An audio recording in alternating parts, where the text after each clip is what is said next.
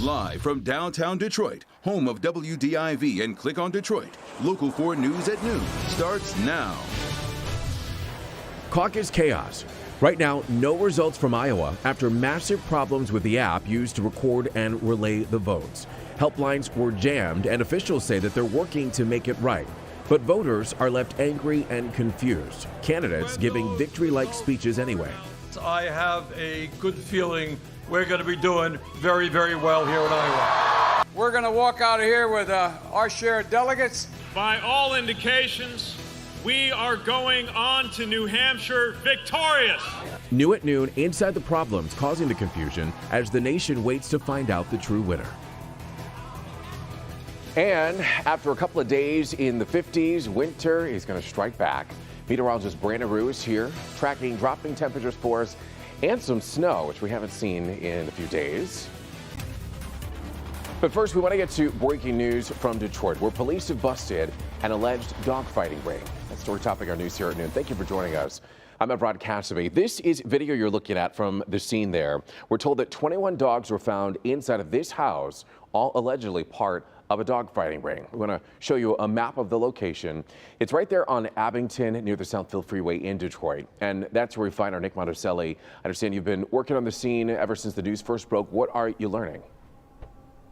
So we've learned what a massive investigation this actually really is. Take a look over my shoulder. You still have folks from the Michigan Humane Society wrapping up. They were loading plenty of animals and pieces of evidence into all their vehicles here. But in the meantime, take a look at the video of these dogs being rescued out of the home. So neighbors watched for hours today as dog after dog after dog came out of this home, rescued again from Abington on Detroit's west side. Now, the Michigan Humane Society, with help from the Detroit Police Department and federal agents as well, busted this dogfighting ring early this morning, part of a much larger and ongoing investigation. 21 dogs were found inside, all alive, but most of them, if not all of them, in need of medical care.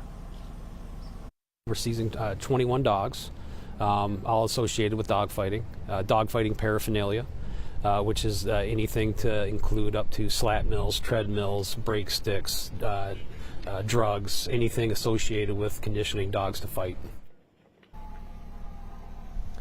Back out here live, that is the lead evidence technician that you're looking at right there from the Michigan Humane Society. They have been out here since 8 o'clock in the morning, and they are just wrapping up right now. They had to bring in extra vans to transport all of the animals. Again, 21 dogs that were found in the home, and you saw their conditions there.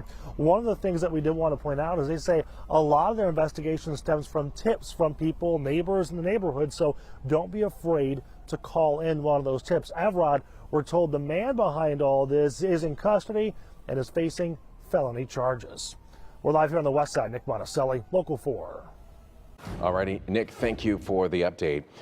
Let's turn our attention to the forecast now as we take a live look from our sky cam over Mount Clemens. Meteorologist Brandon Rue joining us now. We've been spoiled for the past 2 days or so, but I understand a change is coming. A record on Sunday, near record highs yesterday, and yes, change is here. You can feel it in the air and may get a gap or a break in some of those clouds for some barely getting some sunshine. But the bigger story, the wind currently coming down from the north, 7 to 17 miles an hour, gusting over 20 miles an hour in spots or at times. So we do have this lakeshore flood advisory up in Sanilac, St. Clair counties for those north waves spilling water into low-lying property areas, maybe some roads there as well along the shore of Lake Huron. Watch out for that. Otherwise, just breezy, cloudy, middle 30s. But feeling colder, as we can see here, Evrod, wind chills in the 20s and dropping. Big winter storm we're tracking as well coming up. All right, Brandon will be checking in with you shortly. Caucus goers gathered Monday at nearly 1,700 sites across Iowa to rally support for their preferred candidates, only for the night to be thrown into disarray when what the Iowa Democratic Party called, quote, inconsistencies delayed the reporting of results. Wendy Woolfolk has a look at when those results might be released. After spending more than $68 million on ads across the Hawkeye state, this is not the outcome Democrats were expecting. Iowa still waiting on a winner after an unprecedented breakdown in reporting the returns of Monday's caucus. Officials with the state Democratic Party say a coding error is to blame and not a cyber intrusion. The app failed. Precinct captains weren't able to report out their totals. Obviously the phone system also failed. We don't have indication from the Iowa Democratic Party that they have the paper trail on each of these votes, and that's supposed to be, the backup. Pete Buttigieg and other candidates flew overnight to New Hampshire, hoping to build on the momentum from a self-proclaimed victory in Iowa.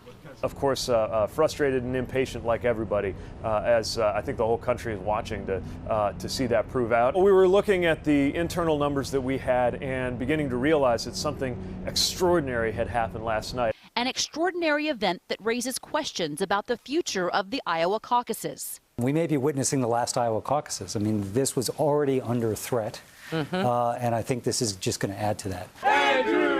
Candidates in limbo as they try to convince a new round of voters in New Hampshire. The Iowa Democratic Party is planning to release the caucus results as soon as possible, but they say accuracy is still their ultimate goal. That's the latest here in Des Moines. I'm Wendy Woolfolk. Now back to you. Thank you, Wendy. Closer to home now, Democratic presidential candidate Mike Bloomberg will be here in Detroit today. He has an event that begins at 12:30 that is over there at the Eastern. And in Washington, the stage is slowly being set for tomorrow's expected end of the impeachment trial of President Trump.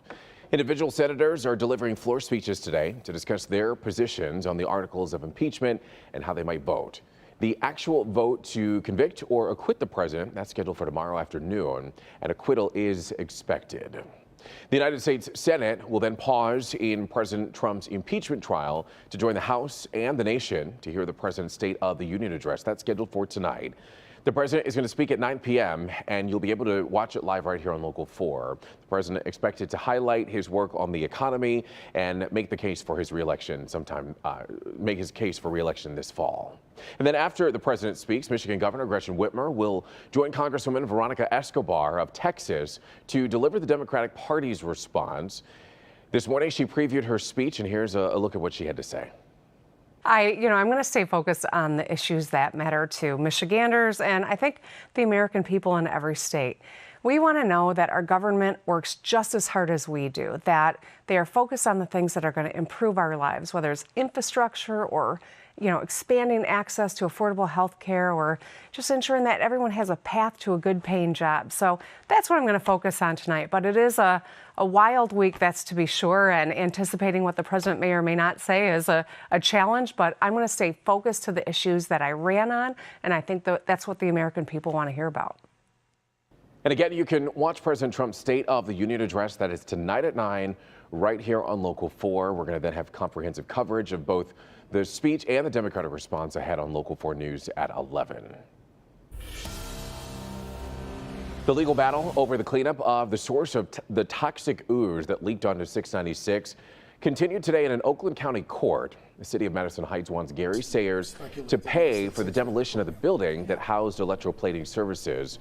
A court today heard more testimony about conditions inside of the building.